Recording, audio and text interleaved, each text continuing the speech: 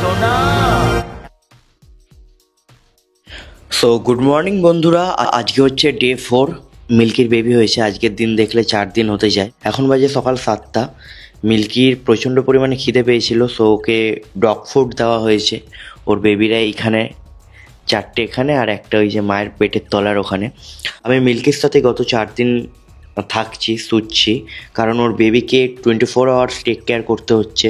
বেবির কন্ডিশান কী, বেবিকে মেডিসিন দেওয়া, কিংবা মায়ের পেটের তলায় বেবি চলে যাচ্ছে কি না সেগুলো নজর রাখা।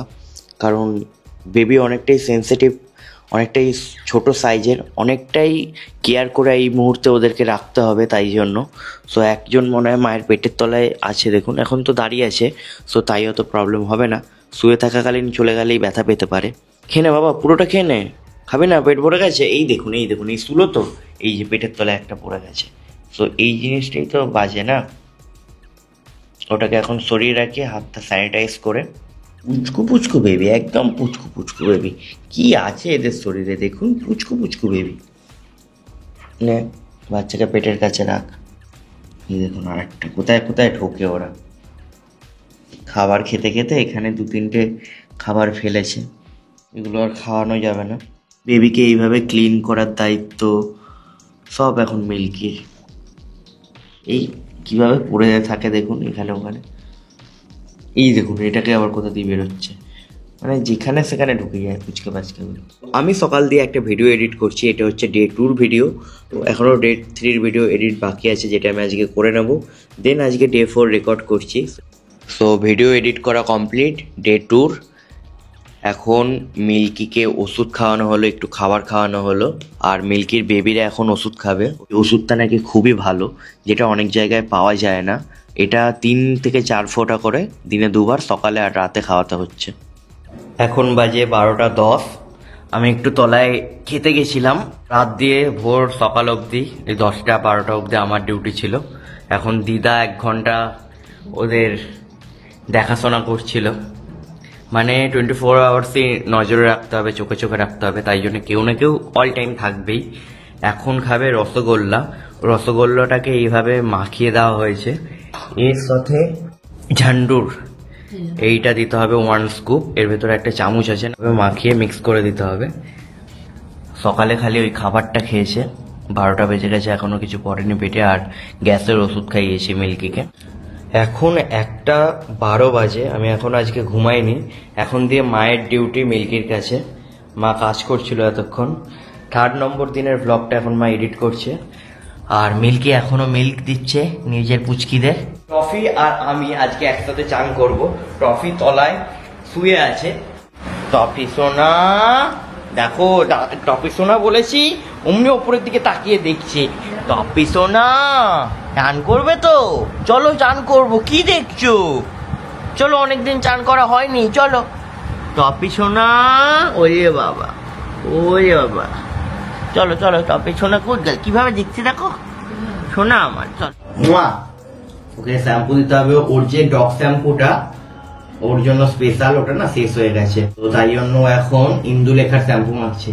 ইন্দুলেখা, টফি ইন্দুলেখা মাখছে।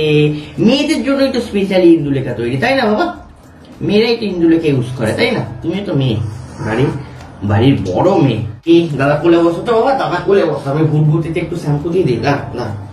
দাঁড়া, ভয় পায় না, ভয় পায় না বাবা, ভয় পায়। এই তো ওর না চান করতে একদম ভালোবাসে না। মিল্কি প্রচন্ড চান করতে ভালোবাসে, কিন্তু টফি একদম পছন্দ করে না চান করা। কিন্তু চান না করলে বাড়ির মেয়ে সুন্দর থাকবে না। যে বাড়ির মেয়েরা পরিষ্কার থাকে কত, জানো তুমি টফি? ওই বাবা রে, কি ঠান্ডা রে টফি, কি ঠান্ডা রে। টফি এর পুরো লুকই চেঞ্জ হয়ে যাবে। আমার তো নিজের বোন নেই, এই টফি মিল্কি আমার নিজের বোন। ধরে রয়েছে হাত দিয়ে, কিভাবে আমার হাতটা পড়ে যাওয়ার ভয় ওরা। তো ফেলবো না তোকে, আমি ফেলবো না। চলো আজ দিদাও চান করাচ্ছে টফিকে। দাও, কেটে দাও, কেটে পেটে। দাঁড়ারে বাবা, দাঁড়া দাঁড়া দাঁড়া, সব পুরো কাকতারু হয়ে গেছে। কাকতারু এখানে আসো, আসো, তাড়াতাড়ি আসো, তাড়াতাড়ি। পুরো ভাল্লুক হয়ে গেছে।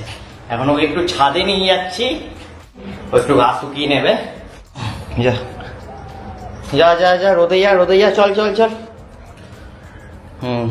ঘাস শুকিয়ে নেমে যাবি। বাবা ওই ঘরে মিল্কি আছে, কামড়ে দেবে, ওই ঘরে যেও না, ওই ঘরে যেও না। টপি জানো মা এই ঘরে আসতে যাচ্ছিল, দেখছে গুঞ্জি দেখছে। এখন বাজে 7:45। মা এতক্ষণ মিল্কিকে দেখছিল। মিল্কি এখন খাবে ডে 3-তে, এর ব্যাপারে ডিটেলসে বলেছিলাম।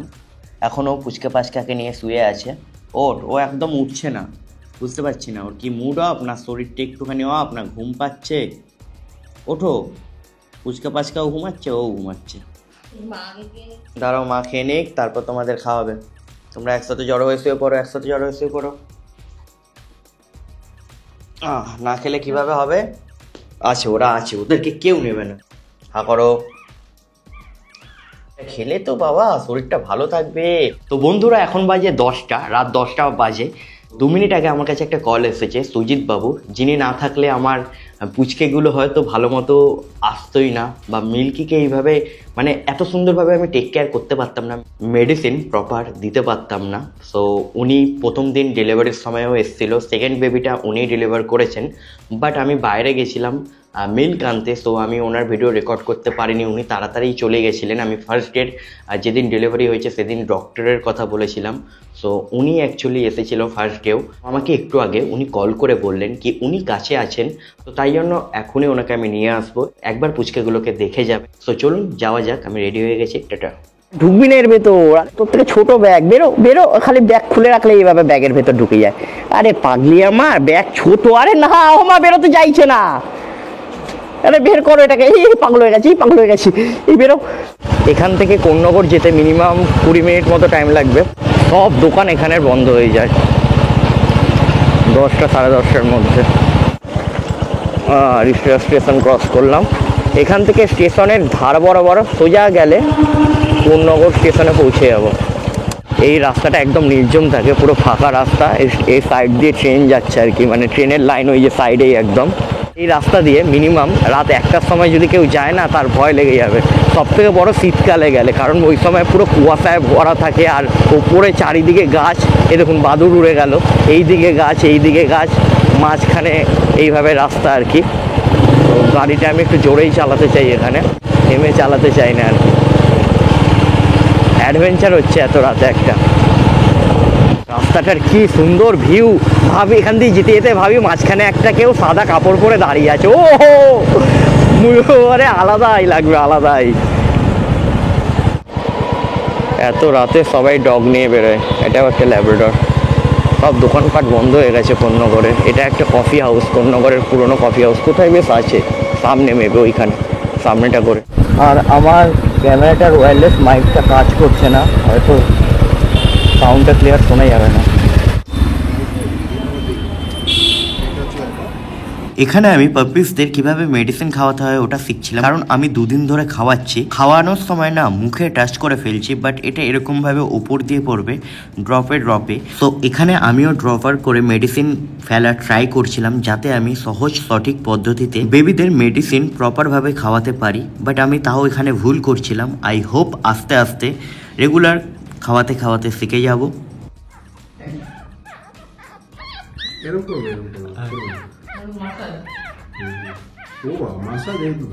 আরে বাবা রে, এটা মাসাজ বা, আরে বাপ রে বাপ। আরে আরে এই ও বলছে কোনোটা এরকম লেগে যাচ্ছে ওদের, লেগে যাচ্ছে মিল্কি। হ্যাঁ হ্যাঁ, আচ্ছা মাথায় যাতে না টাচ হয়। ওই করে না বাবা, তলার গুলো লেগে যাবে। ঠিক আছে,